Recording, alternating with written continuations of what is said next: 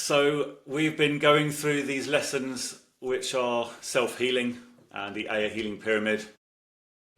We did a lesson with broadly going through the whole pyramid in a little bit of detail. Then we started a lesson on every layer of the pyramid. So we've done the spiritual layer, we've done the psychological layer, and today we're doing the emotional layer. So let me share. Right then, so it's lesson 6. Great, and that's just a little reminder. You're in Network Healers here. You've got the 7 principles. Hopefully you remember the 7 principles from, I think it was the first lesson. And of course, because we are doing these lessons, these particular lessons on self-healing, we start off with a little reminder of the Aya healing pyramid, just to keep it fresh in your mind. It's a tetrahedron with 3 sides, information on 3 sides. And side 1 is the blue side, the names of the layers. Side 2 is the green side, which is the self-healing exercises that we apply to each one of the layers. And then the yellow side is the results of self-healing.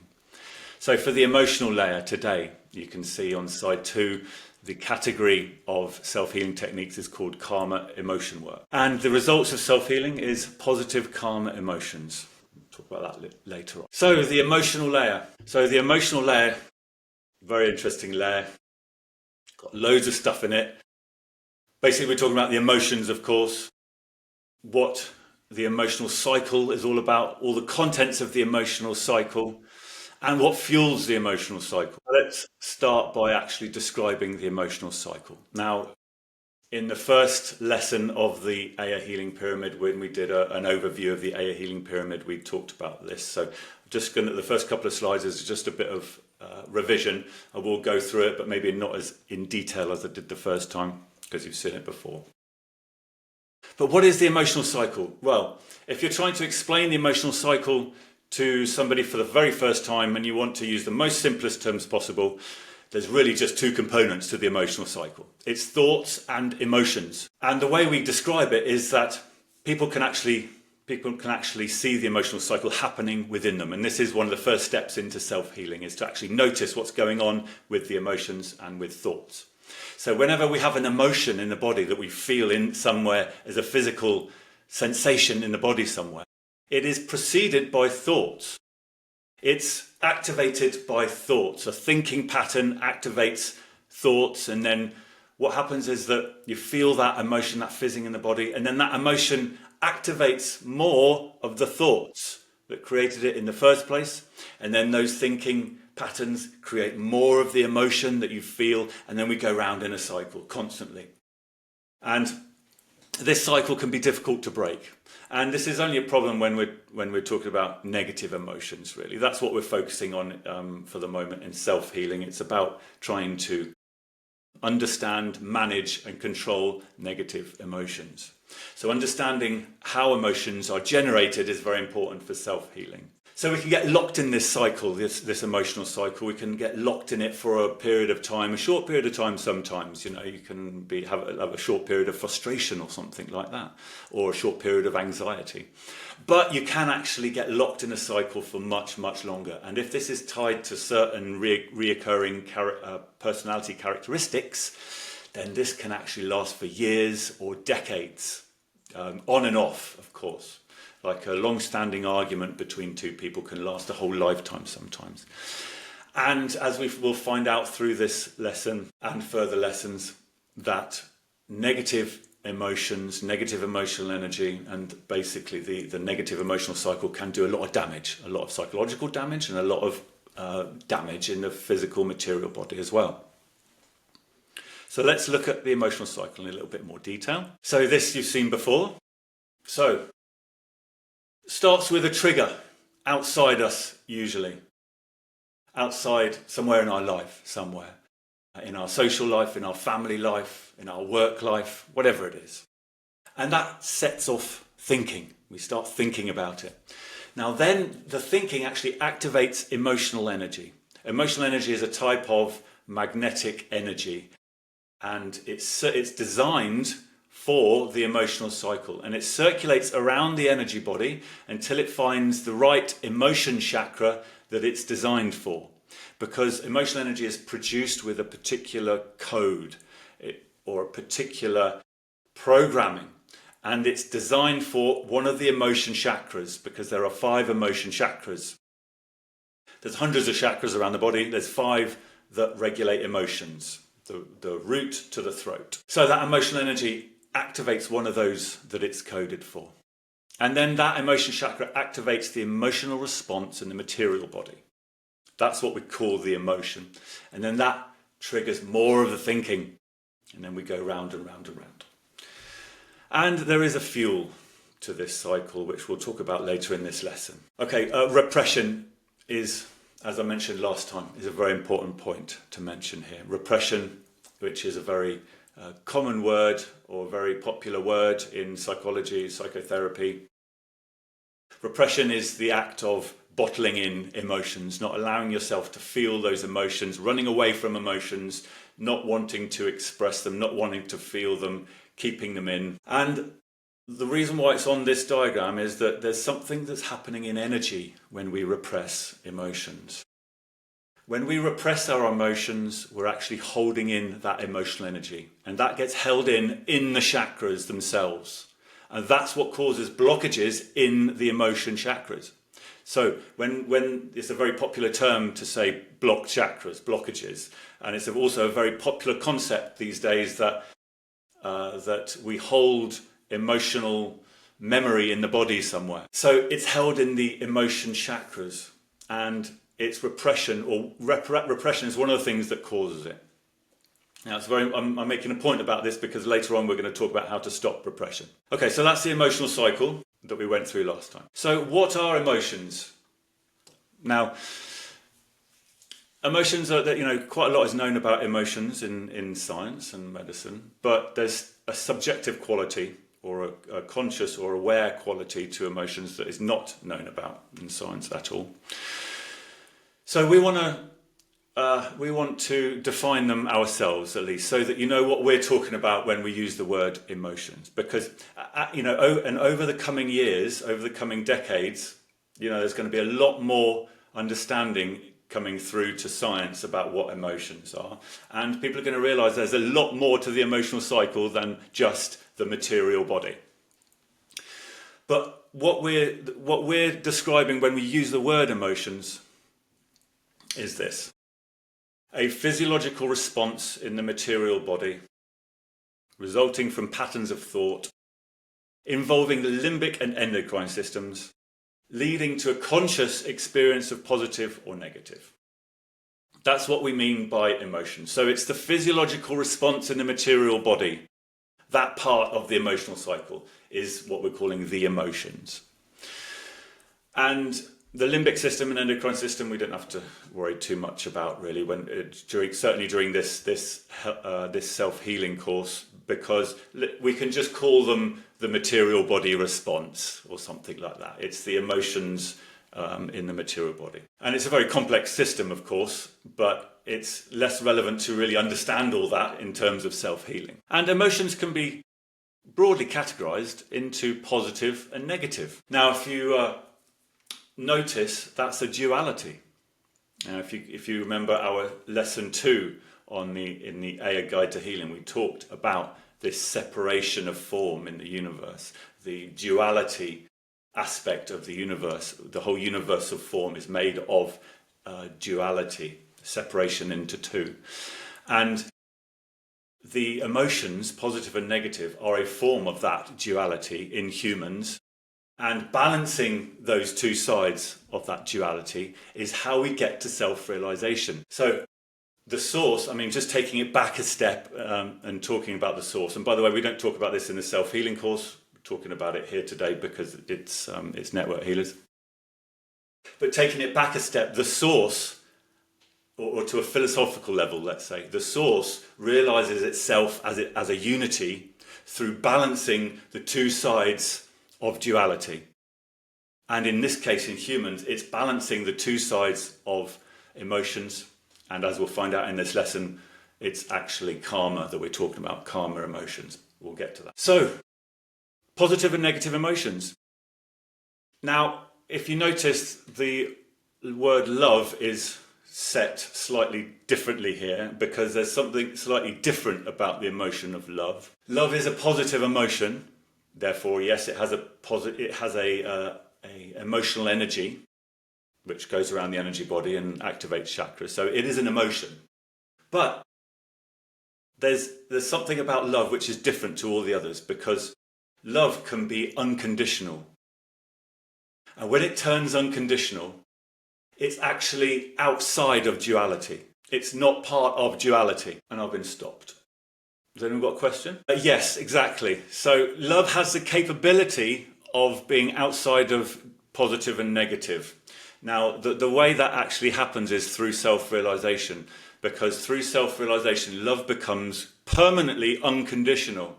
And then as you progress through the phases of self-realization, love actually starts to become part of your background state of being. And it starts to join the same, it starts to become the same as peace, or deep peace, or awareness. It becomes the same thing. Love becomes part of awareness, or becomes part of peace. They are the same thing. Now, another quick note here, peace itself is not an emotion. Peace is the background state of awareness in which everything happens in your experience. So emotions happen in awareness. Peace is not an emotion. Peace is not an addition. Peace is actually one of the qualities of awareness itself. Love, as you go through self-realization, love becomes like that. It becomes part of the fabric of your very nature, of your true being. So I tried to explain it there. It's difficult to actually explain technically. It's more, it's a little bit abstract, but it's more something you have to experience as you go through it. Okay, so back to self-healing really. One of the first steps of self-healing is to actually go and look for one's emotions. Where are these emotions? Now, for the most part, people don't tend to go and find their emotions and make this a practice. So people are subjected to emotions. It's something that happens to them instead of actually taking an active part in trying to control what's going on in your own body. So when you say this to somebody, where is your emotion? Quite often they've never looked for it. They don't know where it's happening. And what I mean is here, not physiologically where it's happening. Where can you feel it? Where can you feel that emotion? So negative emotions, and you guys have probably done this before, I'm sure, but negative emotions tend to be experienced in a strip down the front of your body. For example, you don't really feel anger in your little finger, for example. You don't feel hatred in your toes. It's always somewhere along here. Anxiety is often felt in the belly area, or sometimes in the heart area. Anger is sometimes felt in the head area, because it's quite your face gets flushed and it's quite a heady emotion. But this can change. I've asked so many people now to go and find them, or to get people's experiences, and it can be different for different people. But generally speaking, it's down the front of your body when you go and find this emotion. Now, this is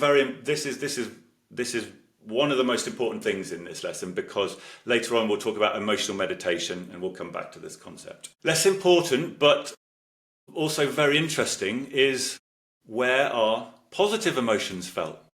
Have you ever tried to find your positive emotions? More difficult to find, to be honest with you, because negative emotions are very thick and viscous and visceral. They're coarse. You can find them quite easily when you actually go and look for them. Positive emotions, even the energy frequencies are very different. Positive emotions are very much higher frequency energy, and when you experience them, they're also very much lighter and more difficult to really find or pinpoint.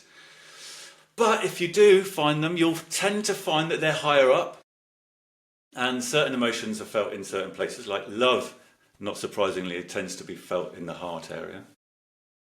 But next time you have a positive emotion, like joy, go and try and find it. See if you can actually place it. Where is it? You might even find that it is somewhere slightly outside of you, because emotions actually, you feel them in fields in your awareness. Now we'll talk about this when we talk about the anatomy of the higher mind and the awareness filter in the higher mind, where your awareness is actually happening. There's little fields of awareness, and certain experiences, conscious experiences, happen in these different fields, and there is a positive emotion field, and it actually extends outside of you. All this is inside here. I'm talking about here, not in physical space. It's all inside here in your mind. But we will come back to that awareness fields concept later on. But next time you feel something positive, try and find where it is. So let's talk about emotion chakras. So we've already introduced the concept of energy psychology to you in the last lesson. So let's talk a little bit more about that. So this is just a reminder, really. So there's 5 emotion chakras. And don't forget, there's hundreds of chakras around the body, and we'll talk about other chakras in other lessons. But these are the most important when it comes to self-healing. So we apply, or we teach, the 5 chakra system in the pyramid course, because they are the most important for self-healing, because it's regulating the emotions. There are other chakra systems, of course. You know, we teach the 7 chakra system for other subjects. We teach the 9 chakra system for other subjects like Kundalini, for example. But in self-healing, it's the 5 chakra system. So each one of these emotion regulating chakras has access to the whole of the emotional system in the material body. So the thing that actually produces the emotion is the physiological response in the material body. That's the limbic system and the endocrine system. So any one of those chakras can activate that system. So any one of those chakras has access to a whole range of emotions. So each chakra regulates a different set of characteristics in the personality, as we talked about in the last lesson. Throat chakra, communication and self-expression, or communication of your self-expression. Heart chakra is attachment to loving relationships. Solar plexus chakra is identification with beliefs. We talked a lot about that in the last lesson because it's a very important one. It's where the egoic identity or the mask identity is finalized or put together, really, or that's where it gets governed from, the solar plexus chakra. Sacral chakra is reproduction and parental care. And sometimes we call it the sacral chakra, but sometimes it's called a navel chakra because of its location. And sometimes it's called a womb chakra in women. Sometimes it's called a womb chakra because it's about reproduction. And the root chakra, of course, safety, security, and survival. Now, we'll come back to these when we have the lesson on karma, because different types of karmas are actually linked to these different chakras because they're linked to the personality characteristics. We'll talk about that later on. So now let's talk about emotional energy. So we're going around the emotional cycle and talking about each bit. So emotional energy. What is emotional energy? Well, we're going to talk about the bioenergy layer in the next lesson. But of course, all these layers are quite closely connected. And emotional energy is actually a type of bioenergy, you could say. It's actually a magnetic field. It's a type of magnetic field, and we're hopefully going to find evidence for this in our research projects. But it's a growing consensus among some people, some scientists, and mostly people into healing and things like that, and self-healing. It's a growing consensus that these bioenergy fields are a type of magnetic energy. So here you can see a picture of the energy body. You can see the material body underneath, and then you can see the energy body, which extends about 10 centimeters outside the material body. And you can see the chakras there as well. You can also see the Kundalini system in there, but that's not really part of this discussion. So emotional energy is what we're talking about here. So if we go back to the emotional cycle, thinking produces emotional energy. We start thinking and thinking and thinking. That actually is producing an emotional energy which circulates around the energy body and is coded for one of these chakras, these 5 emotion chakras. And by the way, you've got the brow chakra and the crown chakra on this diagram. Ignore that for the moment. We're just talking about the 5 emotion chakras. So emotional energy is coded for one of these chakras, and it goes around the energy body and activates that chakra that it's coded for. And then that activates the emotional response in the material body. Now, if there's more thinking and more emotional energy that's produced, it starts coming out of the chakras. Now, this is what we can feel from other people. Now, it comes out in various ways. This diagram here is showing it coming out in a cloud. Now, if that chakra is not connected to somebody at the time, it comes out in a big cloud. Now, you've probably experienced this before as well, when you're just walking along somewhere, or you're in a room, you come into a room and you feel the negativity, you feel your emotional response might be activated yourself, or sometimes you actually feel the energy. If you're very sensitive to energy, you can actually feel it. It's got a very thick quality to it, a very viscous, thick, negative, sticky quality to it. If you're very sensitive to energy, you can actually feel clouds of it. And this is the stuff that is just contagious, and it just sticks around for a long period of time. And this stuff gets stuck into things as well. So everything has an energy field to it. And everything has magnetic fields. Like this table has a magnetic field. Houses have a magnetic field. Walls have magnetic fields. This stuff gets stuck in magnetic fields. So this stuff can actually get stuck and ingrained into things and stay there for quite some time. Now, there's another way that it can get transferred directly to people through chakra cords. I'll talk about that in a second. But this is what happens with emotional energy. It comes out of people and other people can start feeling it. And if people have got a lot of issues going on inside, then this is what happens.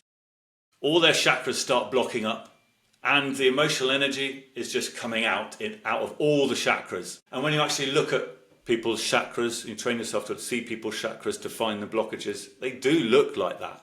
They do look blocked. They do look very dark, and you can see the blockage. It's not always negative though. People send out positive energy, of course, and you've probably all been in that situation before where you've come across somebody that is either you can feel that they're just sending out negative energy, or you might come across somebody who sends out a lot of positive energy. Now, if you go to places where people congregate, you can often feel these energies. If you go to a stadium, for example, or a concert or something like that, you can feel the energy in the air. And these certain words are in our language already, like atmosphere. I can feel the atmosphere. Or even people tend to say, I can feel the energy in the room, or feel the energy in the stadium. Well, it is, they're saying these words, but subconsciously they're actually feeling, they're picking up this energy. It's going into them, and they're actually picking up. So repression, again, back to this concept of repression, bottling up emotional energy. Now, you always know when somebody is repressing because they are running away from the emotions. They don't want to talk about their emotions. They don't want to feel it. They will distract themselves with anything possible not to feel that emotion. So we must avoid this at all costs. And remember, put yourself in the place of a teacher here, teaching this to somebody else, because you guys have gone through the Kundalini awakening process. And let me remind you that through the Kundalini awakening process, as K1 moves up the spine, it goes through all of these chakras and it actually coats them in something which actually stops any blockages ever happening. So you guys don't have any blockages now, and you can't get any blockages now. Once you're past the Kundalini phase, you can't get any more blockages. So put yourself in the position of a teacher or having a healing partner, and trying to encourage people to not repress their emotions. Because a chakra, when it gets blocked, it acts like a grenade. And we all know that when you bottle stuff up, or when you bottle emotions up, they tend to explode somewhere in the future. They tend to come back in a big way, don't they? Well, this is the chakra which is exploding. So chakras explode. And this is an emotional explosion that happens. And when a chakra is blocked, basically it inflates emotional reactions.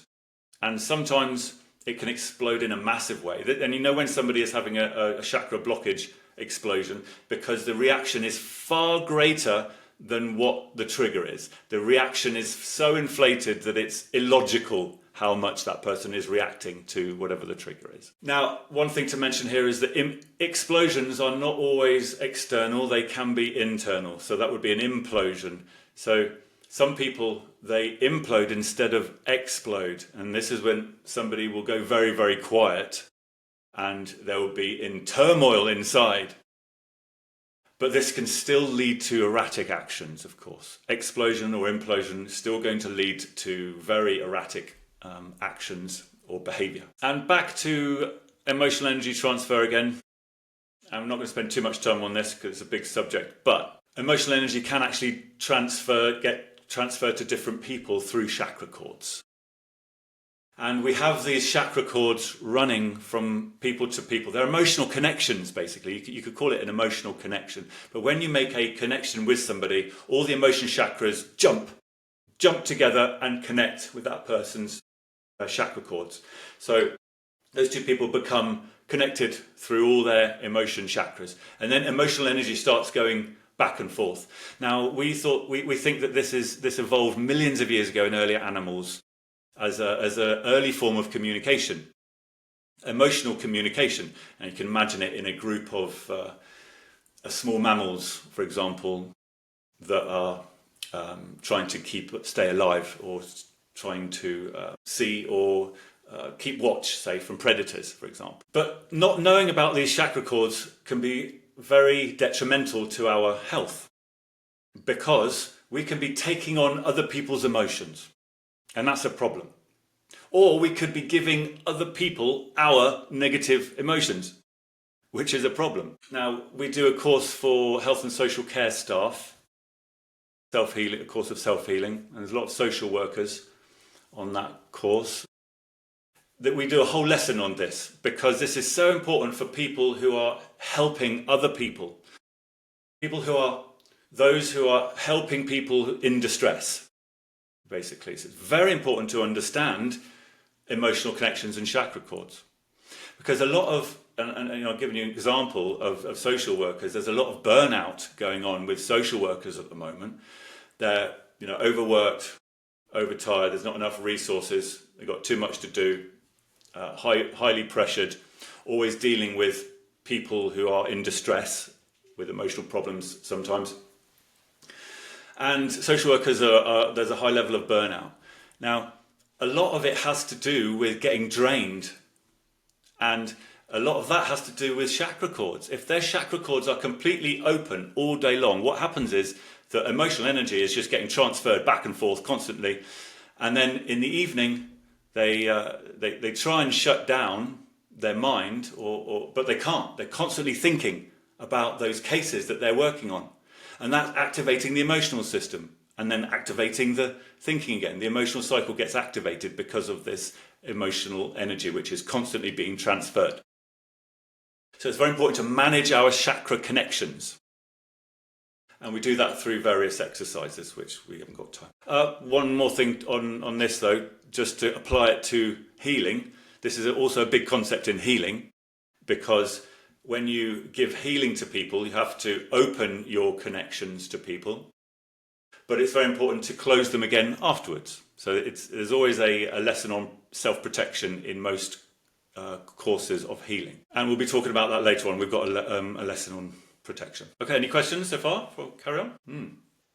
Yeah, I wouldn't say see it. I would say sense it, though. Yes.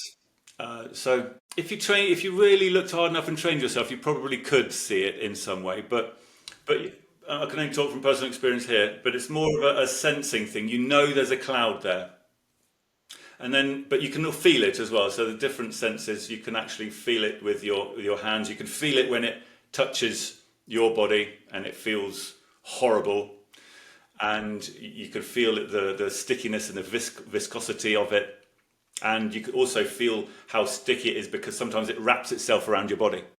Sometimes it sticks to you, basically, and you actually have to do some exercises to get rid of it. Yeah, no, absolutely. Well, this is something we have to teach to people to manage their emotional connections, but okay, let me just remind you again, or let me say at least, that the self-protection exercises that we want to teach to people, at some point in the evolution of the soul, the higher mind starts doing this naturally.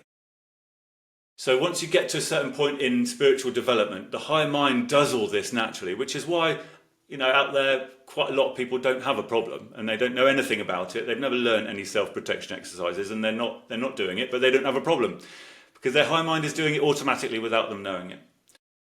So for you guys, you don't have to do any self-protection exercises. And if you've ever had problems with this type of thing, it's only because your high mind wants the lower mind to learn about it, because you're going to be teaching it to somebody else or something like that, or you're becoming a healer or a teacher or something. So it's not something you need to start thinking you need to manage, because it's happening automatically for you. Yeah. Yeah, and I think a lot of I say that most a lot of people don't have an issue with it, but having said that, quite a lot of people have an issue with it and they don't know what it is for sure. That probably happens a lot. You know, so many. One of the first things that people should ask themselves when they're feeling an emotion is it mine? And that is because people don't do that because they assume that what they're feeling is theirs. But I don't know what the percentage is, but a large percentage of the time it's not going to be theirs. And I think a lot of social anxiety can be explained by this as well. I think social anxiety in people in a group, it just flies back and forth, and it's almost contagious. And there's other examples that you could say. We've had people coming through our healing program who have clearly got some negative energy wrapped around them. It's sticking to them, and all you have to do is clear it sometimes. Yeah, absolutely. Emotional symptoms, psychological symptoms, because it activates the psychology in that person as well. Because of the emotional cycle, the emotional energy goes into the energy body, activates their emotion chakra. It activates the same emotion chakra because it's coded for a particular chakra. But then that chakra activates the psychology side in their personality.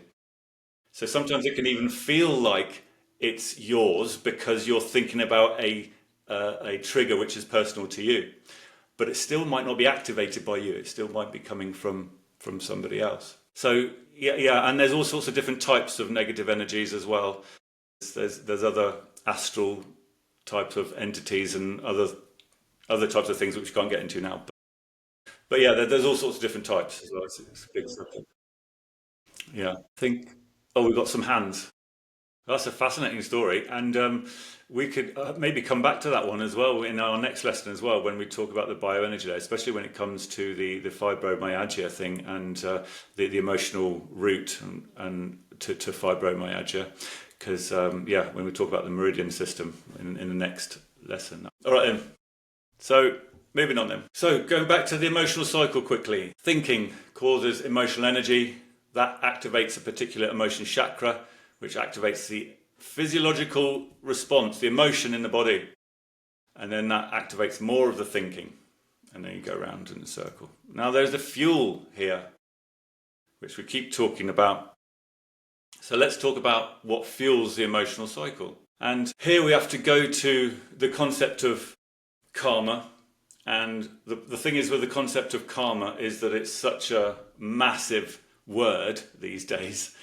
Maybe we shouldn't use the word karma, but we quite a lot of the words that we use, we actually have thought quite long and hard about whether we should use them before. And like spirituality is another example. And we decided to use the word in the end because it really does describe exactly what we mean by it. Karma is another one. We want to we want to find the link between quite a lot of these massive myths and quite a lot of these religious concepts, and we want to dig deeper and actually find the grains of truth in some of these spiritual philosophies. And so karma is going to be a massive part of our research projects. And we've decided at least to call it karma emotion, really. Just to remind people what we mean when we're using the word karma or karma emotion. It's the fuel to the emotional cycle. And when we use the word, we're talking about emotional memory. So karma emotion is emotional memory. Now, you can talk about karma emotion in one lifetime because it's happening all the time. But it's much easier when you talk about lots of lifetimes, because really that's how we think it evolved.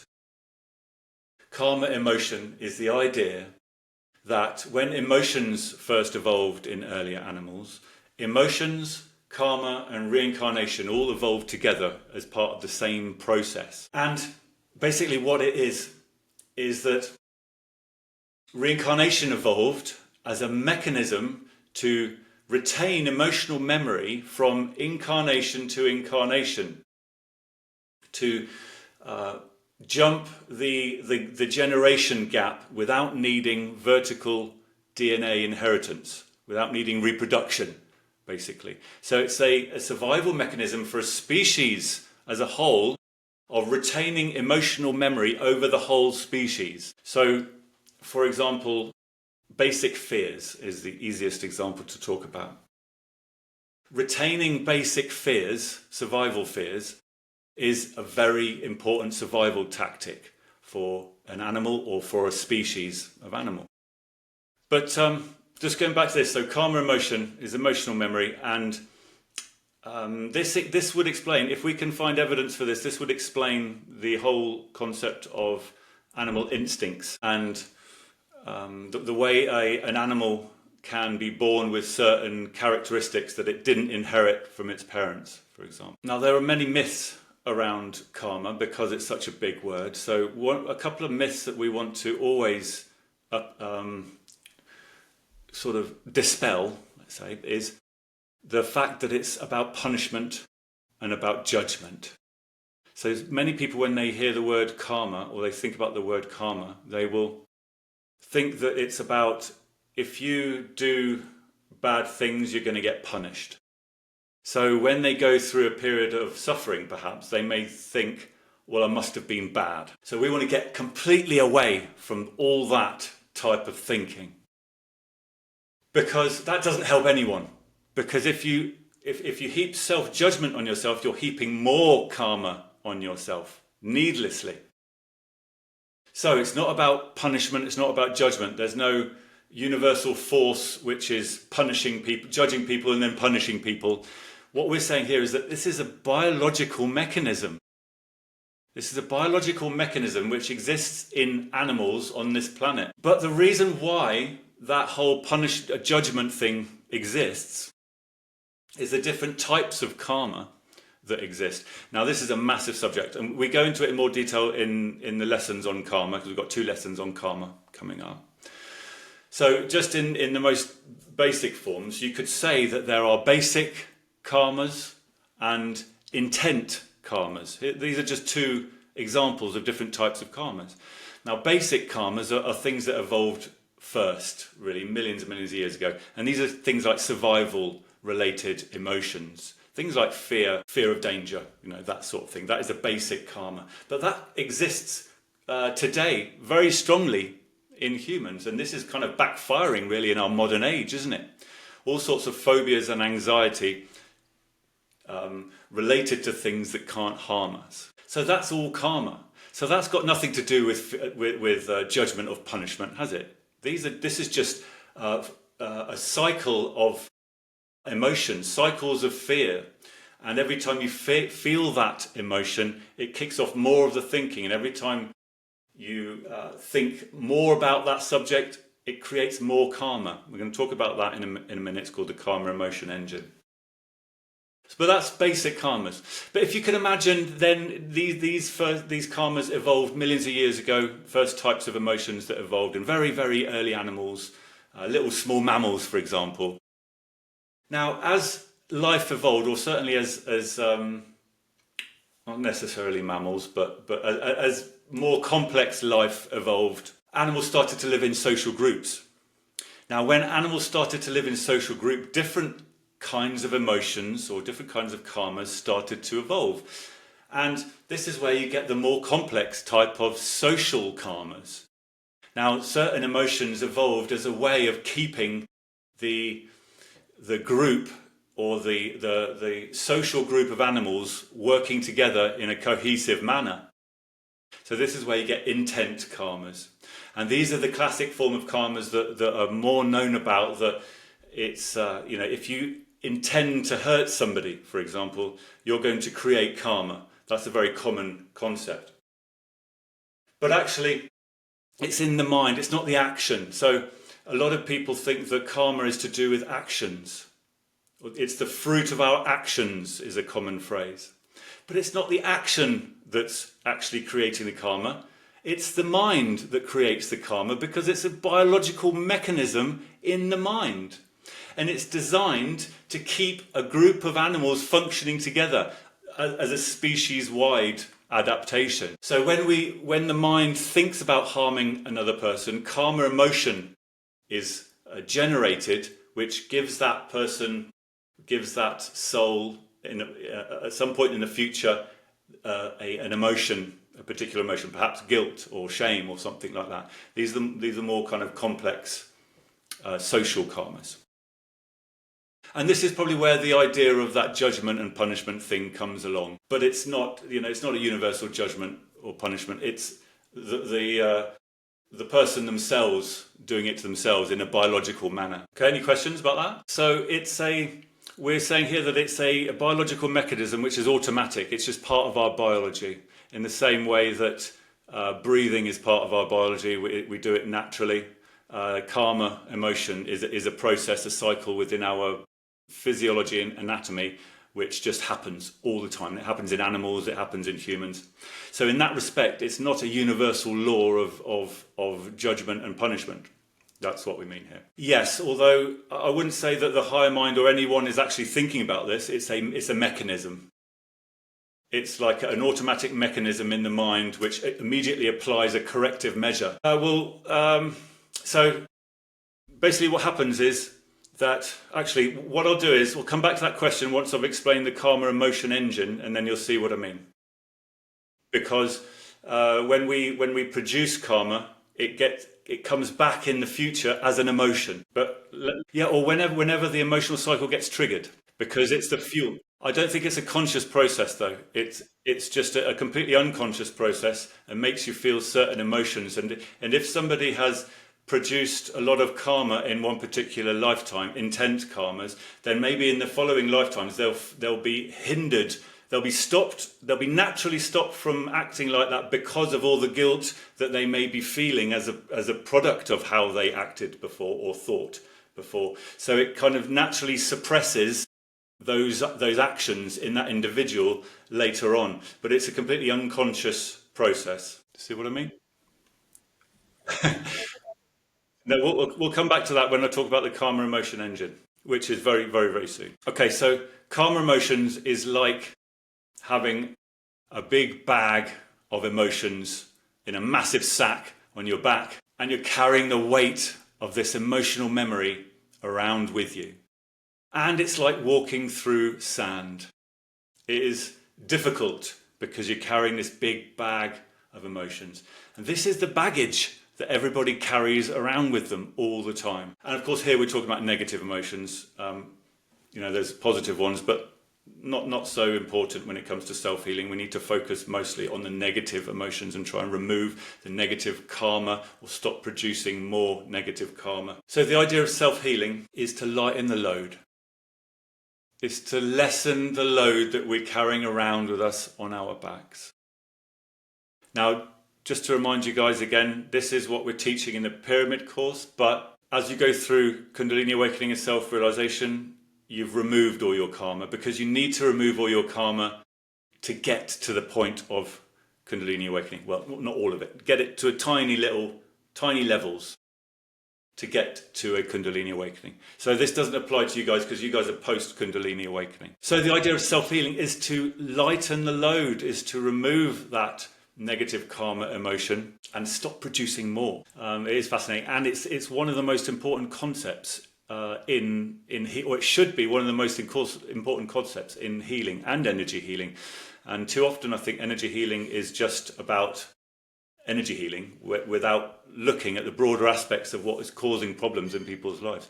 So yeah, network healers, we do a similar thing. We always look at the root cause, and so we always identify the karma and try and burn that away for them if we're allowed to, because sometimes we're not allowed to. Sometimes they have to do it themselves, like you've mentioned. But one of the biggest things that we can do in self-healing, teaching people self-healing, is to teach people about karma. And unraveling it themselves, as you say, is the best way of doing it, because they have an understanding which is personal to them, and they can unravel it themselves and stop producing more, which is the most important thing. Once people just stop producing more, then they are looking out, they are looking after their own future, basically. And just imagine what it will be like when this becomes mainstream science, when this is fully understood and it becomes part of healthcare. Because at the moment we're just treating that little bit of healthcare, aren't we, without looking at the whole cause of suffering itself. So that's something to look forward to in the future. Probably a long time in the future. All right, shall we have a little break then? A couple of minutes. See you in a bit. Ready to go? Okay, hopefully everyone is almost there. So we're going to talk about the karma emotion engine now. I'm just delaying a little bit just to double check everyone's here. So the karma emotion engine. So karma emotion is emotional memory. It's the fuel for the emotional cycle. And if the emotional cycle has a fuel, we can call it an engine. And the analogy fits quite well. And this is a picture of it. So this is obviously just a depiction of it, just to show roughly what's going on. So let's have a look what's going on in the karma emotion engine. So you've got the main body of the engine, which is in the body here that you can see. The big cogs in the torso area, that's the emotion engine, or the main part of it where you're feeling the emotion. So basically what happens is that when you're thinking, it creates karma in the mind. And karma is produced from that. And as you can see, karma is coming out of a little pipe. Karma emotion is coming out of a little pipe and getting poured into the energy body. And the energy body here is labelled as the fuel tank, because actually that's where the fuel is stored for the long term. It's in the outer layers of the energy body. The energy body extends to about 10 centimeters outside the material body. And the karma emotion is actually stored in the skin of the energy body. And you can see it. You can train yourself to see that karma. It looks like a mosaic of colour, which we'll talk about in a second. But that's the fuel tank. So thinking creates karma. Karma is produced and stored in the fuel tank. And then when we process or burn that karma, that's what produces an emotion. So whenever we are feeling an emotion, that's karma burning. That is old karma burning. That is emotional memory karma burning in the emotional cycle. But then that triggers more of the thinking. So this is why the cogs go up into the mind there. The emotion that you feel triggers more thinking, and the thinking is activating more karma production. And then we go round in the cycle. And this is what is actually causing what some people call the wheel of karma. Or some other spiritual philosophies called samsara, the cycle of suffering, the cycle of endless rebirth and suffering. It's a biological system in the body that's actually causing that. So just going back to your question, I think you were talking, let's take an example of this. So somebody in an incarnation, and we're talking about an intent karma here. Somebody in an incarnation is having some very negative thoughts. It makes them do very negative things socially, let's say. And by the way, we're half talking about morality here, aren't we? And this is where the concept of morality actually comes from. It comes from the karmic system. But morality changes over time. What the weight of karma and what karmas are produced actually changes, evolves over time. We'll go into that in the lesson on karma. But somebody is in an incarnation, they're thinking a lot of negative thoughts. That leads them to, and those negative thoughts are being fueled by emotions, of course, from past karmas. But that person's negative thoughts leads them to some negative actions socially as well. Now, while that person's thinking those negative thoughts, especially about doing those actions, it's going to be producing negative karma. That negative karma gets stored in the energy body, And maybe 3 lifetimes later, or to be honest, it starts burning immediately. But let's say for sake of argument, a couple of lifetimes later, they're in another lifetime. That old karma, which is stored in the energy body, is getting burnt in the emotional cycle. Because whenever we are feeling an emotion, we're burning karma. So that karma that gets stored in the energy body at some point comes back into the emotional cycle, gets processed and burnt, and it makes people feel an emotion. So for this particular person, the karma that was produced was a moral intent karma, and it's producing the feeling of shame or guilt in that person. Now, that shame or guilt suppresses that personality and keeps them in line in that society. And I'll give you an example in myself, actually. And I'm sure we've all, when we start analysing this, we've all experienced it. I started this life with a huge amount of guilt, which I did not know where it came from. And it would get triggered by all sorts of stuff in my life, but the guilt I was feeling was nowhere near anything to do with the triggers. So in the end, I had to accept that I was a guilty person. I mean, I'm going over the top here a little bit. I'm making an example of it, to be honest. But I used to feel guilt, and I didn't know where it came from, basically.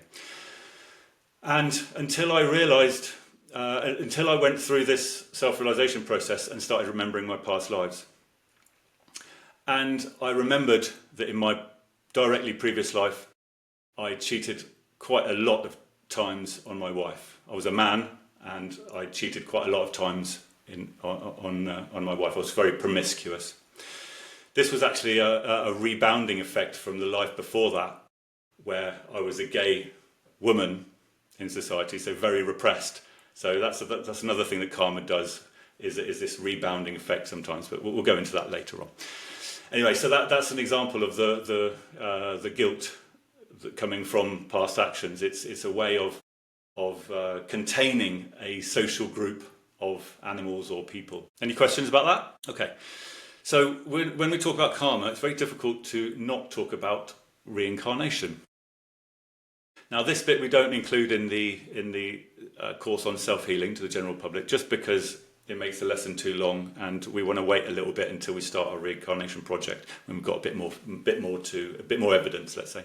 But our concept of reincarnation is a biological one, as I've explained with regards to the karma. So reincarnation is really about memory. Oh, okay, I should mention the research project, because you can know about reincarnation yourself through intuition. That's a type of evidence, but you can't really, that's not evidence for somebody else. So whenever we are explaining or teaching reincarnation to people, we have to back it up with evidence. So this is why we've got a reincarnation project coming up as well, because we need to find evidence for these things, and we need to bring it into the mainstream, and finding evidence is the only way of doing it. And we need to bring it into healthcare as well, because as we were talking about earlier, healthcare is only at the moment sort of treating a very tiny part of what healthcare involves, to be honest with you, and reincarnation is a massive part of it. So we have got a reincarnation project coming up. So in this diagram here, what we've got is the material body and lower mind as the red and yellow piece here. Let's say that the reddish bit in the middle is the material body, and the lower mind is the yellow bit around the outside. And that's one incarnation. And then you've got memory, which reincarnates. Now, I'm calling it memory at the moment because this is how it would have evolved millions of years ago. It evolved as emotional memory, incarnating again and again and again into the material body and lower mind. Now, the lower mind, by the way, we're going to talk about all this when we go through our anatomy lessons. The lower mind is a full body, subtle energy framework which overlays the material body. Some people call it the etheric template, but that's one incarnation, material body plus lower mind, one incarnation. And that memory that reincarnates, we can now call the higher mind plus the energy body. So the higher mind is also a full body magnetic energy framework, as is the energy body, of course. We've talked about the energy body a lot because that's what there's fascinating things in there when it comes to self-healing and healing. All the chakras are in the energy body, all the meridian systems, are in the energy body, for example. But higher mind plus energy body, which you could call the soul. That is the soul, and that reincarnates. So the human system is soul plus material body and limb. But we need evidence. We need evidence to be able to bring this into the mainstream, of course. So that's why our research project is so... Okay, so let's talk about the karmic spectrum. Now, this is just quite briefly here because we're going to go into the karmic spectrum and the karmic personality spectrum when we talk about karma in the lessons on karma. But first of all, just so you know, there is a karmic spectrum. Now, I've got a picture here on the left of the energy body's skin, just to show you that there is a crisscross grid pattern on the surface of the energy body's skin. And when you start to see that, that's where the karma emotion is held. And it's past life karma emotion, which is held in the skin of the energy body. Current life karma is held somewhere else. We'll talk about that later. But the karmic spectrum really is the colours of karma that you can see in the energy body's skin. And there's different types or weight. There's different weights of karma. And you see them as different colours. So heavy, on the positive side, all positive karmas are seen as the shades of red. So you get heavy positive karma. You can get medium positive karma, which is just a lighter shade of red. And you can get light positive karma, which is an even lighter shade of red. Now, we're just putting names on these. It's a spectrum. But we're just saying there's 3 different types, light, medium and heavy, just so that we can talk about it really. But really it's a spectrum, a bit like light is a spectrum. And there's no real colour called orange or blue. It's a spectrum. Each colours blend into the next colour. It's the same thing here. So when you go into negative karmas, there's 3 different colours. It starts off with light being a light grey colour, and it goes into medium, and that's more of a brownish colour, and it goes into heavy karma, or heavy negative karma, which is a black colour. And when we ask our intuition to tell us about somebody's karma, your higher minds will generally use these colours, and your higher mind will communicate with you in various different ways. Sometimes you can actually see where it is in the energy body. Other times it will give you different pictures or metaphorical drawings or images to illustrate what type of karma that person has and where it is on the energy. And we'll talk about that when we do the intuition lesson. So that's the karmic spectrum. It's those range of colours there. Now, when you actually see it on the energy body's skin, doesn't look like that, of course. I've just made it look like a ruler just to make it look like a scale. But when you see it on the energy body, it actually looks more like this. It looks like a mosaic of colour. And here you can see it zoomed right in. And I wanted to illustrate the point that there are lots of cells. There's trillions and trillions and trillions of cells full of different types of karma. And when you see this on the surface of the energy body, you see these big splodges. And these splodges are personality characteristics. So you can see one there, which is a negative personality characteristic. It's got negative karma. And don't forget, all our personality characteristics are all generated by emotional memory. Or a big part of them are generated by emotional memory. I think we talked about this last time as well, that there's a karmic personality spectrum which you have from birth, from previous lifetimes, and then the personality builds from there. Genetic influences, environmental influences all shape the personality as the person grows, so the personality changes along the way. Nevertheless, these particular splodges on the energy body are the karmic personality spectrum. So these are characteristics in the karmic personality spectrum. And you've got a negative one there. If I move across a little bit, you can see there's a positive character trait. And we'll talk more about that in the karma lesson. Right then, so that's it for side 1. So that's an explanation of the emotional layer. Now let's talk about side 2, which is karma emotion work. So today we're going to talk about 3 different exercises. There is more that we'll talk about later on, but we'll talk about 3. And these are the 3 that we we teach in the self-healing course. Emotional meditation, pretty much one of the most important things that people can do. Karma yoga, and we talked about that a little bit last time already, I think. Deep objectless meditation, and I think we even talked about that a little bit last time. So let's get into this. The self-healing techniques to keep the emotional layer healthy. Let's start with emotional meditation. So the idea of emotional meditation is to cut the emotional cycle in half. And we're talking about negative emotions here, of course. This is emotional management, this is. So it's when somebody is feeling a negative emotional reaction, is to cut the emotional cycle in half and stop feeling that negative emotional reaction. And at the same time, not repressing that emotional reaction. Because it's easy enough to repress emotions, but we don't want to do that. So there is a technique involved that we can cut the emotional cycle in half, stop the emotional cycle, but also not repress. And at the same time, stop producing karma. So where do we start? So we go back to the start of the lesson, because this is where we feel emotions or negative emotions down this strip, down the front of the body. We've got to start by finding the emotion.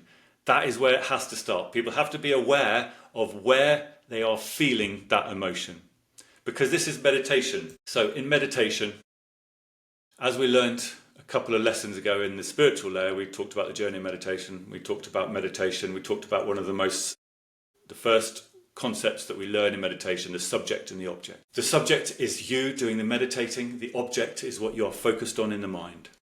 So in emotional meditation, we make that emotion the object of meditation, which means we have to go and find it, because we've got to go and focus on it.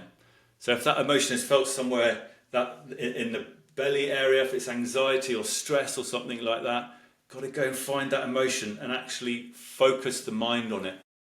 Now sometimes that can take a bit of practice in itself, because it's painful, and this is what makes people repress emotions. Because it's so painful, they want to run away from it and not feel it. This is doing the opposite.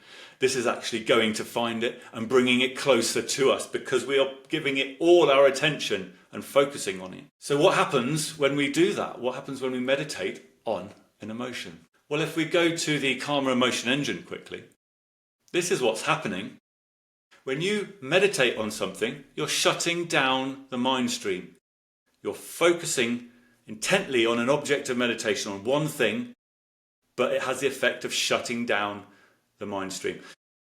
Now, of course, it takes practice to completely shut the mind stream down, but that doesn't matter. You are reducing the mind stream, and that actually cuts this cycle in half. So it cuts, in the karma emotion engine, it cuts the karma production. You're stopping producing more karma because you're stopping the mind from thinking.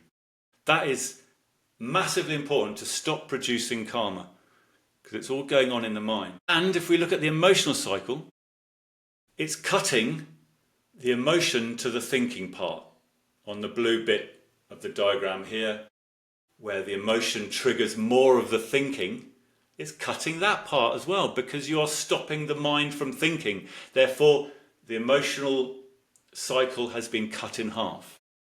And what inevitably happens is that the emotion fizzles out. When somebody does this, the emotion fizzles out. Now, it can take a bit of time sometimes, and if it's really strong, it can take a long time, and it can take a bit of practice sometimes. But generally speaking, on average, when somebody tries this, after a few minutes, the emotional reaction will dissipate, because you've just cut everything in half. You've cut the emotional cycle in half. You've stopped producing more karma.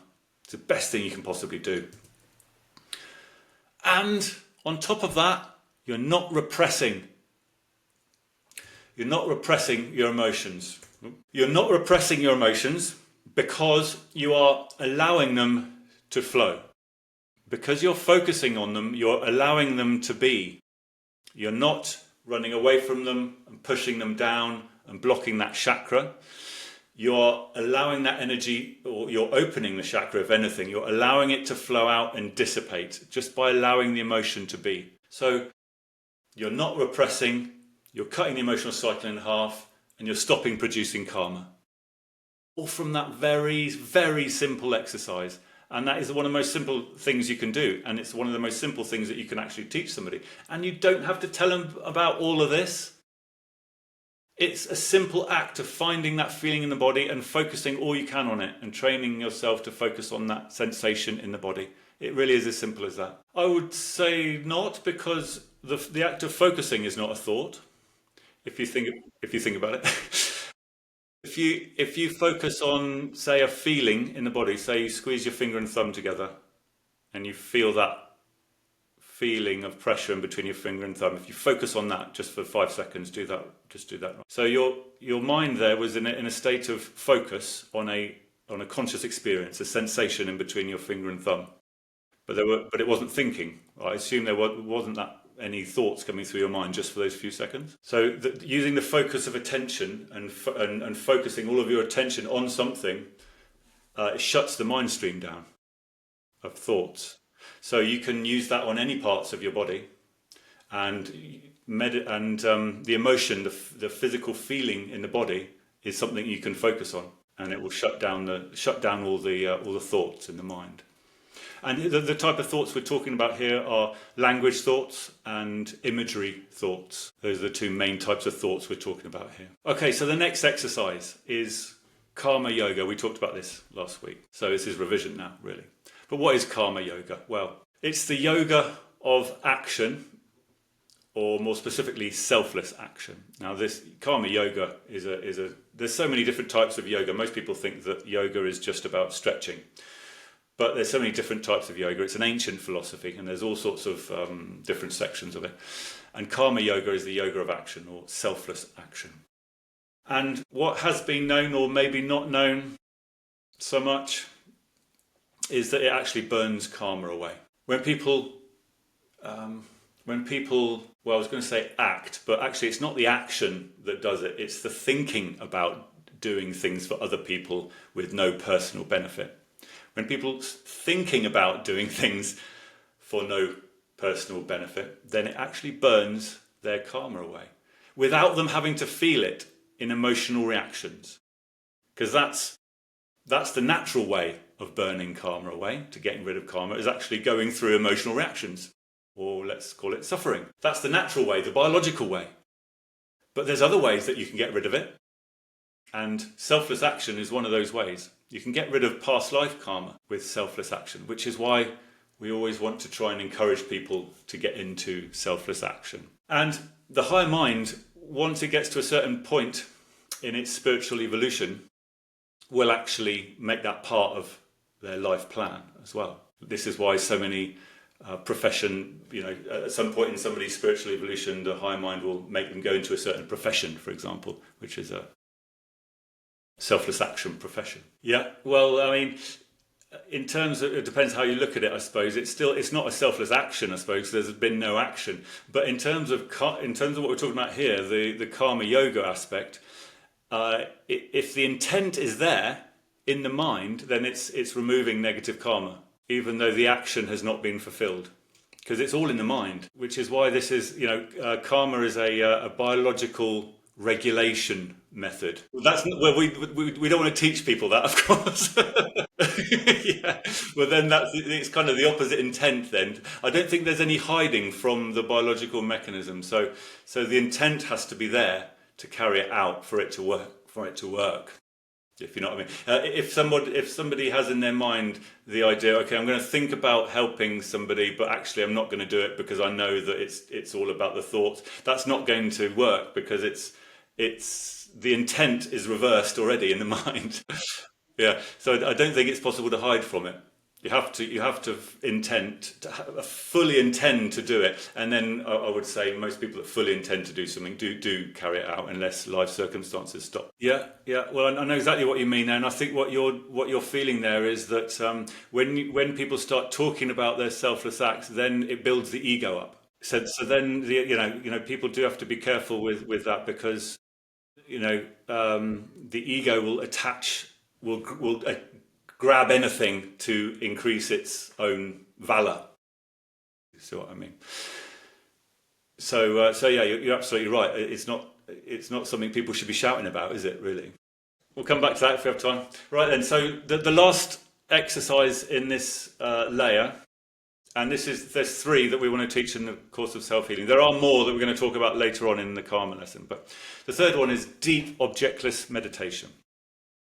So objectless meditation itself, the word I put, now let me just remind you what that is, because we did that in the spiritual layer lesson. Objectless meditation is meditating without an object. It's the most advanced form of meditation. It's when we can hold our mind in a state where we can relax the focus of attention and not be focused on any object. So the object disappears and only the subject is left. Or we can call it resting in our own awareness. Now, objectless meditation you can do at any time. You can do it right now. In fact, through self-realization, this becomes your dominant state of being. But anybody can get to objectless meditation and do it at any time of the day. You don't have to be in a deep state of meditation. So this is why I put deep objectless meditation for this, because to burn karma doing this, you have to be in a very absorbed state. Now this is when you get into a state of deep meditation where you've gone deep, and you are fully absorbed in that meditation. And it has to be objectless meditation. And this is the state of meditation where you can stay for an hour or more, and you come out of it and you don't realize the time that's gone. So you lose time in this type of meditation. So if you get yourself in that, if people can get themselves in that state of meditation, then that actually burns off current life negative karma. Now don't ask me why exactly. I think we need to find out at some point. And I don't know why objectless meditation does current life karma, karma yoga does past life karma. We'll figure it out at some point. But it doesn't really matter for now. Getting people into that state of deep objectless meditation at some point, or getting them used to doing it regularly, helps burn off. Okay, and then lastly, side 3 of the pyramid, the results of self-healing. So just starting at the top again, in the spiritual layer, if we spend as much time as possible in the spiritual layer, we feel more and more a growing sense of peace and unity, which then impacts onto the psychological layer, starts smoothing the psychological layer out, because we're spending less and less time in that cycle of damaging, repetitive, negative thinking. But at the same time, we're working on the psychological layer as well with all those exercises. So it's having a double impact there.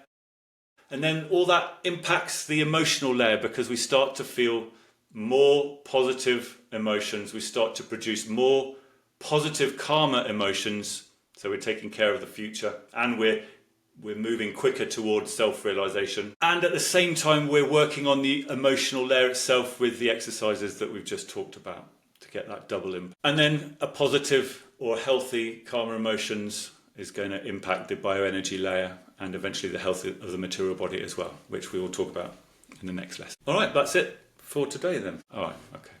All right, no worries. Okay, anyone else got any questions or topics to talk about? Well, there's a couple of things to talk about there, really. First of all is the whole concept of going to war, let's say, in the Crusades.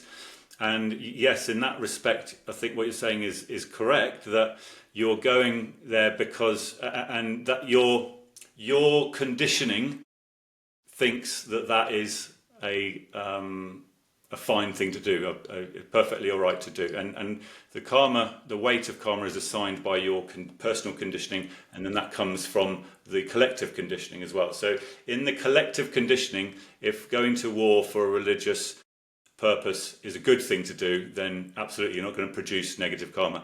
However, let's go into the detail and talk about a fighter or a soldier in the Crusades actually fighting people. What's going through their mind when they are doing their job? Let's say if they are fighting somebody, killing people, what's going through their mind? Because in their society, killing people is most likely a negative thing. So are they enjoying doing that work? If they, let's say, if they are intending to and they want to kill people, then they're going to be producing negative karma. If they are going through, if they're doing their work fighting people and they're really not enjoying it, they don't want to do it, they just think it's something they have to do because of the greater cause, then they wouldn't be producing negative. See what I mean? Yeah, you wouldn't if those two conditions are fulfilled. Anyone else? Yeah, yeah, I totally agree, and that's fascinating one because you can look at the anatomy and physiology of what's going on there and say that so basically the emotion chakras hold blockages, but and we'll talk about this more in the next lesson, the bioenergy layer, but when they get blocked up, it starts to overflow, and it overflows into the meridian system and the free flow system. So this is where you get blockages all the way around the body in these different systems, and it just gets stuck and backed up. And this is where fibromyalgia comes from as well. This stuck energy, which actually eventually causes irritation in the nervous system and pain. And then, even more interestingly, you mentioned that you through the massage you released something, so you must have released a blockage, and then that emotional energy is free to move around the energy body, and then it goes and activates one of the chakras. And then that chakra activates the thinking process in the mind. So you experienced that with him. He started feeling the emotions and he started thinking about the thought patterns that were causing them originally. That's a great example. I love it. Yeah. And I would say there, I would say there though that from what you're saying, it sounds like you're doing a mixture of energy healing at the same time because that happens a lot. Yeah, yeah, and that's what dislodges it mostly, isn't it? I think. All right, should we think about calling it a day? Has anyone else got a last parting question?